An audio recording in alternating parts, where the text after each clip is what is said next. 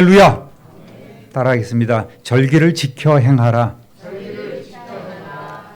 지난번 우리는 출애굽기 34장 10절부터 17절까지 말씀을 살피면서 내 언약만을 따르라 라는 제목으로 금송아지 사건으로 파기된 이스라엘 백성과 하나님과의 언약을 다시 세우시면서 이스라엘 백성들이 가나안에 정착할 수 있도록 특별하고도 아주 그들이 두려워할 만한 이적을 행하겠다고 약속해 주신 하나님을 만났습니다.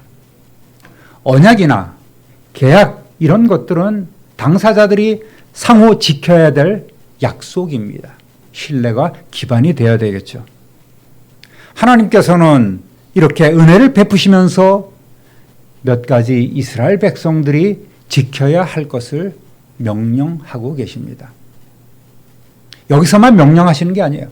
앞에서도 또 중간에도 나중에도 계속해서 하나님께서 동일한 명령을 반복하고 계십니다. 대표적으로 가나안 주민들과 언약을 맺지 말라. 그리고 우상 숭배를 타파하라는 겁니다. 좋은 게 좋은 것이라는 아니란 생각으로 뭐 전쟁 힘들잖아. 적당히 타협하고 우리도 도움받고 또 도움 주고 그러면 되는 거지. 피스. 그러면 되는 거지. 뭐 자꾸 하나님은 그렇게 전쟁에서 진멸하라고 명령하시는가. 이러한 아니라는 생각으로는 그 땅을 온전히 정복할 수 없습니다. 이스라엘 백성들이 가나안 족속들과 평화조약을 맺고 호의를 베풀고 통혼하면서 여러 가지 교류를 하게 되면 그들이 가나안 땅의 음란한 우상숭배 문화에 미혹되어서 하나님 백성으로서의 정체성을 잃어버리기 십상입니다. 그런 거는 불을 보듯 뻔한 일 아니겠습니까? 이스라엘 백성들이 어떤 그러한 족속인지를 하나님께서는 너무나도 잘 알고 계십니다. 그래서 하나님께서는 이렇게 혼합주의와 우상 숭배를 경계하신 겁니다. 그래서 강하게 명령하신 것이 헤렘, 즉 진멸해서 완전한 봉헌물로 바치라는 겁니다. 그 땅에 모든 이방 거민들 또 짐승들까지도 다 쳐서 멸하고 온전히 그 땅을 내게 바치라는 것이 하나님의 뜻이고 하나님의 명령, 즉 헤렘이라는 법입니다. 노아의 가나안 저주 이후에 이스라엘 백성이 들어갈 가나안 땅의 여러 족속들은 하나님 앞에 멸하여 온전히 바쳐질 대상입니다. 이미 다루었지만 한번 읽어보도록 하겠습니다. 신명기 20장 16절에서 18절까지 오직 내 하나님 여호와께서 내게 기업으로 주시는 이 민족들의 성읍에서는 호흡 있는 자를 하나도 살리지 말지니 곧 헷 족속과 아모리 족속과 가나안 족속과 브리스 족속과 히위 족속과 여부스 족속을 네가 진멸하되 네 하나님 여호와께서 내게 명령하신 대로 하라. 이는 그들이 그 신들에게 행하는 모든 가증한 일을 너희에게 가르쳐 본받게 하여 너희가 너희의 하나님 여호와께 범죄하게 할까 함이니라. 아멘. 혐오스러운 것도 자꾸 보면 우리의 감정이 무뎌지기 마련입니다. 요즘 문화, 예술, 인권이라는 미명으로 침투해 들어오는 그 악한 풍조가 얼마나 많이 있습니까? 이런 것을 우리는 늘 경계해야 합니다. 무당굿, 미신, 숭배행위 이런 것들이 예술이 되었어요. TV만 틀면 점이 나오고 타로점이 나오고 뭐 손금을 보고 관상을 보고 이런 것들이 계속해서 나옵니다. 하나의 그 문화로 아무런 꺼리낌 없이 받아들이는 그런 세대가 돼버렸습니다. 악은 모양이라도 버려야 돼요. 그리고 자꾸만 포괄적 차별금지법을 만들려고 시도를 하고 성평등이란 이름으로 악한 행위를 묵인하고 있습니다. 지난주 다음 세대가 하나님을 모르는 다른 세대가 될까 걱정할 것이 아니라 지금 우리 세대가 걱정이라고 말씀을 드렸습니다. 여러분의 자녀는 안녕하십니까? 라는 질문도 제가 여러분에게 드렸었습니다. 어떻습니까? 지난 한 주 동안 노력하셨습니까? 예? 자녀들에게 권했습니까? 뜨거운 마음으로 긍휼의 마음으로 안타까운 마음으로 자녀들에게 권유했냔 말입니다. 시간이 많지 않아요, 여러분. 조금 더 영적 전쟁에, 특히 가정에 있는 그 영적 전쟁에 힘을 다하시기를 우리 주님의 이름으로 부탁드립니다. 우상 숭배를 경계하신 하나님은 두 번째로 당신의 정체성을 가질 수 있는 독특한 문화요 예배의 삶인 3대 절기와 안식일을 지킬 것을 명령하셨습니다. 이미 몇 번 다뤘어요. 출애굽 때부터 하나님께서는 계속해서 반복하고 또 반복하고 이스라엘 백성을 교육하고 계십니다. 출애굽 때도 명령하셨고 또 시내산에서도 명령하시고 가르치고 또 이들이 가나안 땅으로 들어가기 직전에도 이러한 교육을 하나님께서는 모세를 통하여 계속해서 반복하고 계십니다. 그 이유가 뭘까요? 그만큼 예배라는 것이, 그만큼 하나님께 단을 쌓는다는 것이 중요하기 때문입니다. 오늘 예배의 중요성을 여러분 다 잘 알고 계실 겁니다. 그러나 과연 그 예배의 중요성을 우리가 그만큼 마음으로 느끼고 또 그만큼 갖추고 구별해서 하나님 앞에 온전한 산제물로 내 자신을 드리고 있는가를 한번 생각해 봐야 되겠습니다. 따라합니다. 무교절을 지키라. 34장 18절 읽습니다. 너는 무교절을 지키되 내가 네게 명령한 대로 아비벌 그 절기의 이래 동안 무교병을 먹으라. 이는 내가 아비벌의 애굽에서 나왔음이니라. 아멘. 앞에서 우리가 이미 다뤘어요. 12장에서도 다루었고 23장에서도 다뤘고 오늘 또 다루고 있습니다. 430년 동안 노예 생활을 하던 이스라엘 백성이 애굽을 떠날 때부터 지키도록 하나님께서 주어진 그런 명령이란 말입니다. 12장에서도 이미 동일한 내용을 우리가 다루었습니다. 복습하는 의미에서 우리 한번 6월이라는 것이 뭡니까? 6월. 넘어간다. 너물유, 너물월입니다. 그래서 6월절이다. 하나님이 보내신 그 심판의 죽음의 사자들이 양의 피를 문에 바른 이스라엘 백성들의 집을 넘어가고 그 피를 바르지 아니한 애굽의 집의 장자들을 친 사건 아니겠습니까? 하나님의 백성으로 선택된 이스라엘 백성이 이제는 그 노예 생활에서 풀려난 해방된 사건을 기념하여 생긴 절기가 바로 이 무교절. 무교절은 6월절 시작해서 일주일간 진행되는 누룩 없는 빵, 누룩 없는 떡을 먹는 기간입니다. 아비벌이라는 것이 나오죠. 이것은 유대 달력으로 1월이에요. 태양력, 오늘날 우리가 지키는 때는 3월, 4월입니다. 보통 우리가 부활주일 있지 않습니까? 이 부활절이 그들의 날하고 겹칩니다. 그렇게 생각하시면 되는 거예요. 태양력으로는 3월 4일입니다. 그래서 6월절 우리는 어린 양 대신 예수 그리스도의 죽음과 부활을 기념하는 고난주간과 부활주의를 지키고 있습니다. 이스라엘 백성들은 6월절 저녁부터 만 7일 동안 누룩을 넣지 않은 떡, 고난의 떡이라고 얘기하죠. 전에 한번 우리가 예배 중에 시식도 한번 하기도 했습니다만 발효되지 않은 딱딱한 무교병과 어린 양을 먹으면서 기쁨으로 해방을 허락해 주신 하나님을 찬양하는 이 절기를 지켜야만 합니다. 성경에서 누룩은 긍정적인 의미도 있고 또 부정적인 의미도 가지고 있습니다만 여기서는 과거 애굽에서 행하던 이방인의 풍습이나 범죄 또는 그 영향력을 이야기하고 있습니다. 이때는 이 무교절의 절기에는 집에 누룩을 두어서도 안 됩니다. 또 출애굽 당시 빵을 부풀릴 시간조차 없는 긴박함을 상징하는 하나의 퍼포먼스 행위이기도 합니다. 19절 20절 읽어보겠습니다. 모든 첫 태생은 다 내 것이며 네 가축의 모든 처음 난 수컷인 소와 양도 다 그려하며 나귀의 첫 새끼는 어린 양으로 대속할 것이며 그렇게 하지 아니하면 그 목을 꺾을 것이며 네 아들 중 장자는 다 대속할지며 빈손으로 내 얼굴을 보지 말지니라. 아멘. 무교병과 함께 따라오는 것이 초태생을 구별하여 하나님 앞에 드리는 겁니다.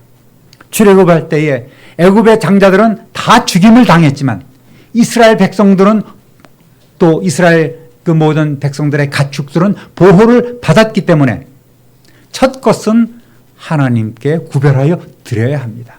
이거는 감사함으로 드리는 게 아니에요. 의무로 드리는 겁니다.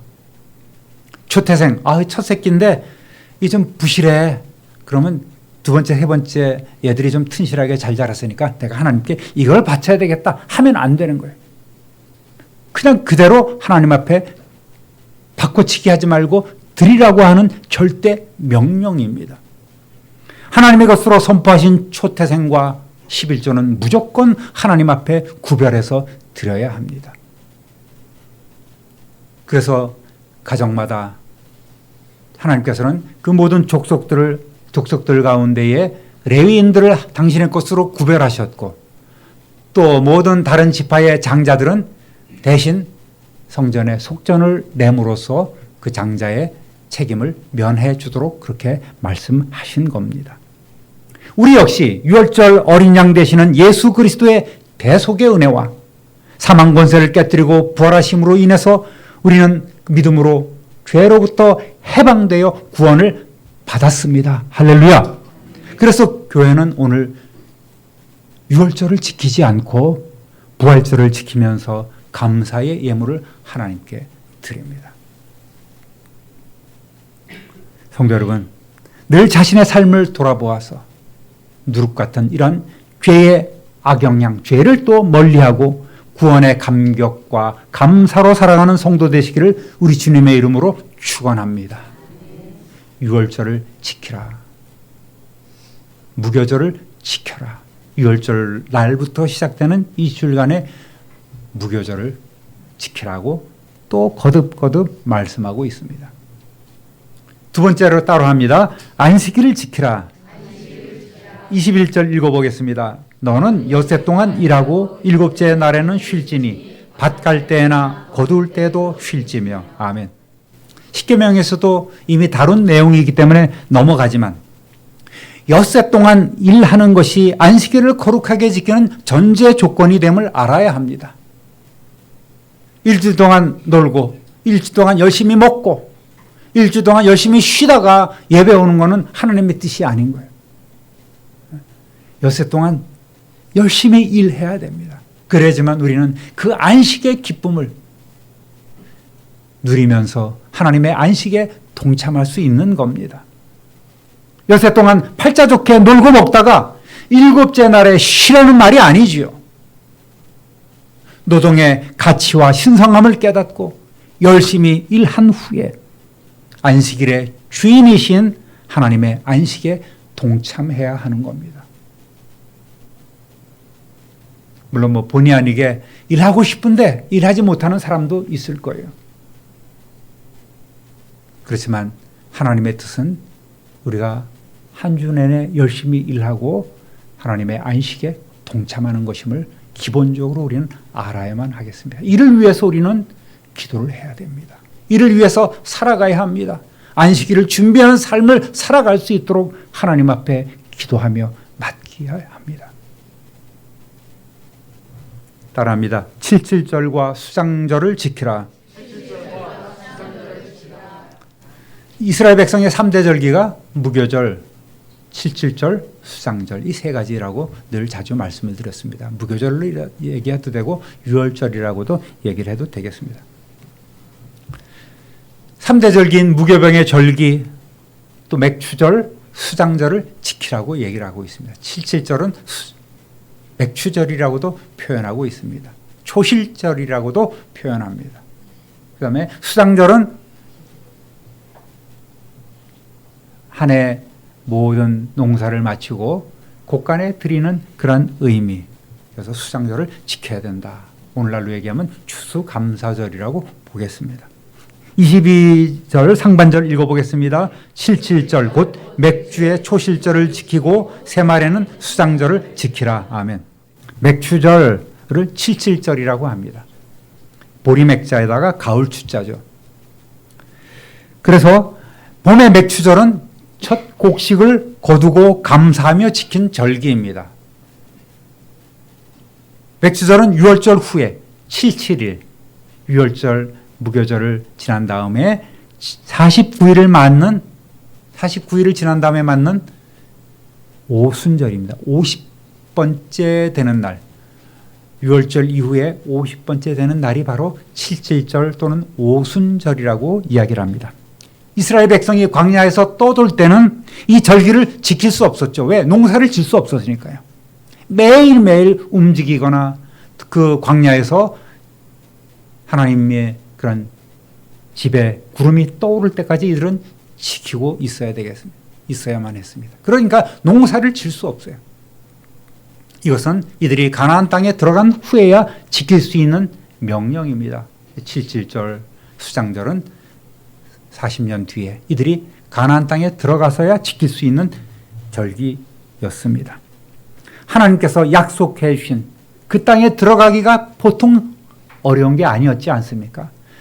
하나님의 명령에 순종하고 하나님의 뜻에만 따르면 이들은 곧바로 가나안 땅에 들어갈 수 있었을 겁니다. 그러나 이들은 범죄했고 하나님 앞에 패역한 모습을 보임으로써 출애굽한 모든 1세대 20살 이상의 모든 사람들은 여호수아와 갈렙 외에는 다 광야에서 죽고 말았지 않습니까? 쉬운 일이 아니었습니다. 맥추절을 기념해서 맥추감사절을 지키는 교회도 있습니다. 아직 많이 있어요. 그런데 맥추절이란 말이 한글 성경에 맥추, 보리를 거둔다라는 의미가 있어서 봄에 보리맥자로 오해를 한 거예요. 그렇지 않습니다. 원어상으로는 맥추는 보리가 아니라 첫 밀을 거두는 수확의 절기입니다. 첫 밀을 거두는 때예요. 그래서 첫 밀 거두어서 첫 단을 하나님 앞에 드리는 것. 그 다음에는 뭐예요? 계속해서 이제 첫 것이니까 계속해서 농산물이 나오는 것 아니겠습니까? 보리가 아니라 첫 수확, 첫 추수가 본질인 거예요. 그러니까 첫 번 것을 드려야 하는 것입니다. 추수감사절로 통합하는 것이 마땅하지만 그렇다고 맥추절에 정신이 사라지는 것은 아님을 말씀드립니다. 아까 초태생을 하나님 앞에 바치라 그랬죠.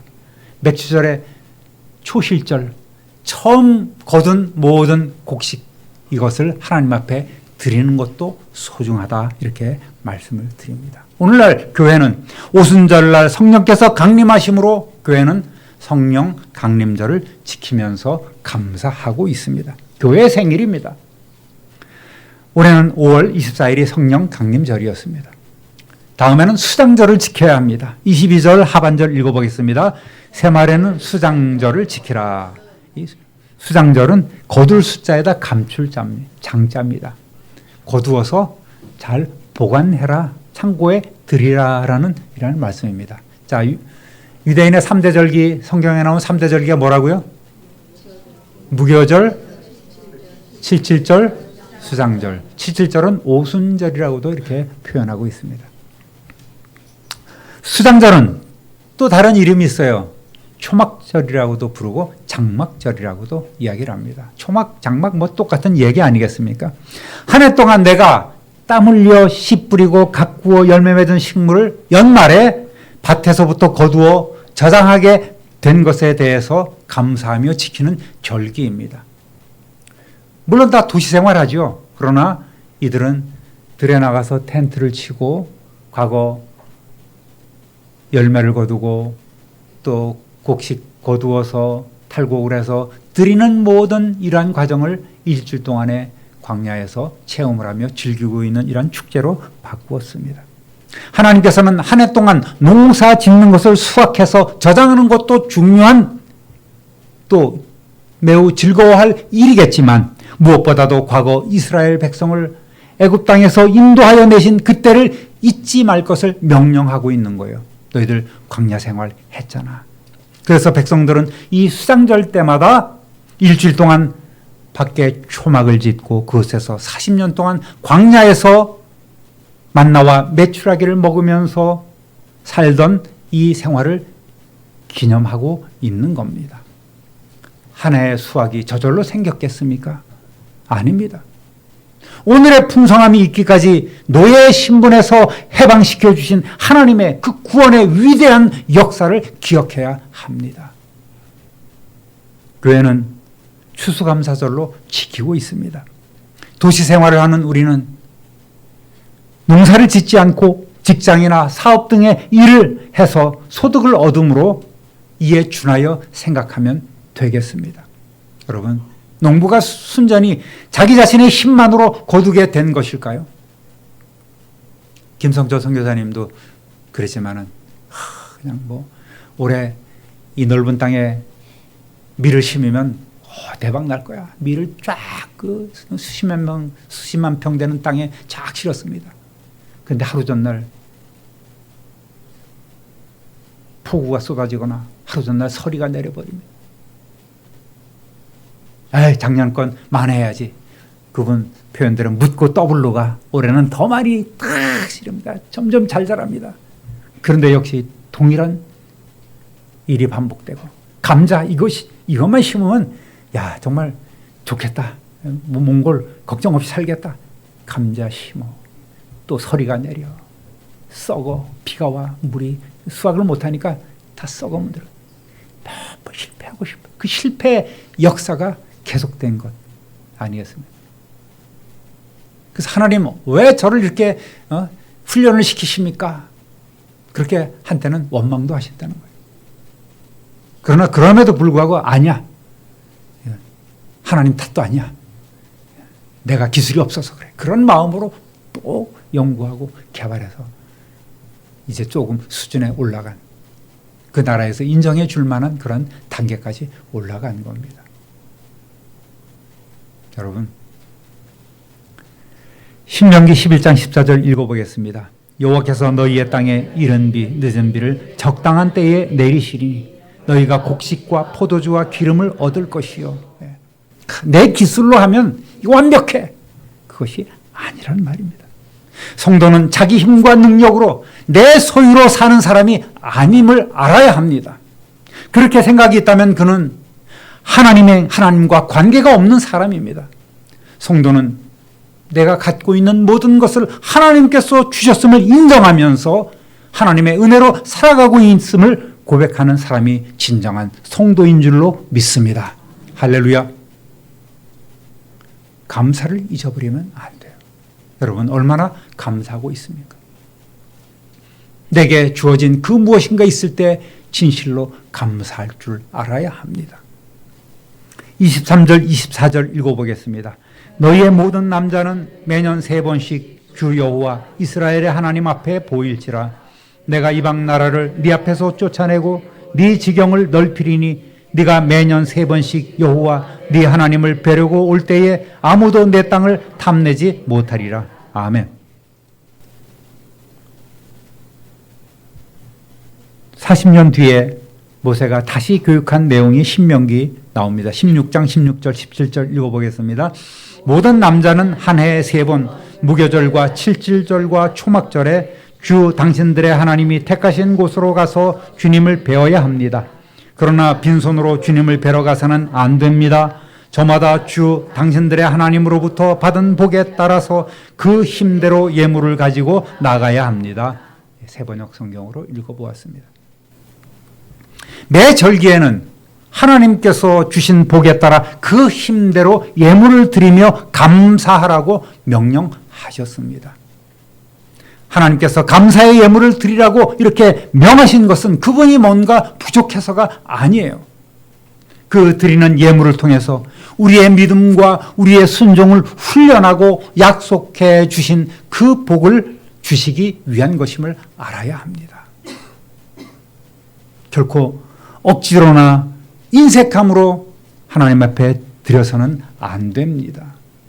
하나님께서 뭐라고 약속해 주셨습니까? 원수를 쫓아내고 지경을 넓혀주시며 어느 누구도 네 것을 빼앗아가지 못하도록 지켜주시겠다는 이러한 약속을 해주셨지 않습니까? 이러한 약속을 받고 누리시는 저와 여러분 되시기를 우리 주님의 이름으로 축복합니다. 얼마나 사기꾼들이 많은 세상입니까? 뭐 옛날에는 상상조차 할 수 없는 그런 신종 사기들이 많이 있지 않겠습니까? 주의하시고 꼭 확인하시고 문자만 보고 뭔가 하려 하지 마시고 자녀들에게 물어보십시오. 하다못해 저한테라도 전화를 주시면 제가 조금은 구별해 드리겠습니다. 25절 26절 읽어보겠습니다. 너는 내 제물의 피를 유교병과 함께 드리지 말며 유월절 제물을 아침까지 두지 말지며 네 토지 소산에 처음 익은 것을 가져다가 네 하나님 여호와의 전에 드릴지며 너는 염소 새끼를 그 어미의 저주로 삼지 말지어다. 아멘. 희생제물이 누룩으로 오염되거나 또 소홀하게 다루어져서는 안 됩니다. 그래서 뒤처리도 잘 해야 합니다. 특별히 가나안인들은 요리를 맛있게 한다고 또는 그들의 우상에게 제물을 바칠 때에 그 짐승을 그 어린 염소나 양을 어미의 저주로 삼는 이런 풍습이 있었습니다. 얼마나 악한 일입니까? 그 젖을 새끼가 먹어야 되는데 그 새끼를 그 젖에다 삼는 이런 악행이 있었던 거예요. 이런 것까지도 하나님께서는 하지 말라. 생명 존중의 뜻도 나타내신 겁니다. 여러분, 교회는 뭡니까? 세상에서 불러내어진 자들의 공동체 아니겠습니까? 거룩한 공동체입니다. 하나님께서 세상에서 우리를 불러내셔서 흑암의 권세에서 하나님의 나라로 옮겨주셨습니다. 할렐루야. 이러한 복과 은혜를 우리는 오늘 감사와 감격 가운데 누리며 하나님 앞에 영광을 돌려야 합니다. 우리 역시 절기의 의미와 중요성을 잘 알고 감사함으로 살아가야 되겠습니다. 사랑하는 우리 참빛누리교회 성도 여러분, 오늘 말씀을 기억하면서 하나님께서 계속해서 반복하고 계시지 않습니까? 절기를 지켜라. 안식일을 거룩하게 지켜라. 세상과 혼합해서 살지 말라. 너희는 나만 바라봐라. 내 명령만 따르라고 오늘도 저와 여러분에게 명령하고 계십니다. 그 음성 듣고 이 한 주간도 하나님 나라 위에 하나님의 영광을 위해 힘있게 살아가는 저와 여러분 되시기를 우리 구주 예수 그리스도의 이름으로 축원합니다. 축원합니다. 축원합니다. 존귀하신 하나님 아버지, 오늘 절기를 지켜 행하라고 하나님께서 또 명령해 주셨습니다. 우리가 듣고 배우고 있음에도 불구하고 하나님께서는 이스라엘 백성에게 동일한 명령을 반복하셨고 오늘도 우리에게 동일한 명령을 반복하고 계십니다. 그만큼 우리의 마음이 완악하고 그만큼 하나님을 향하여 귀를 열지 않은 이유임을 저희들 알게 하시고 순종하는 삶이 되게 하여 주옵소서. 그래서 약속해 주신 모든 복과 은혜를 누리며 하나님 앞에 큰 영광 돌리는 삶이 되게 하여 주옵소서. 우리 구주 예수 그리스도의 이름으로 축복하며 기도드립니다. 아멘.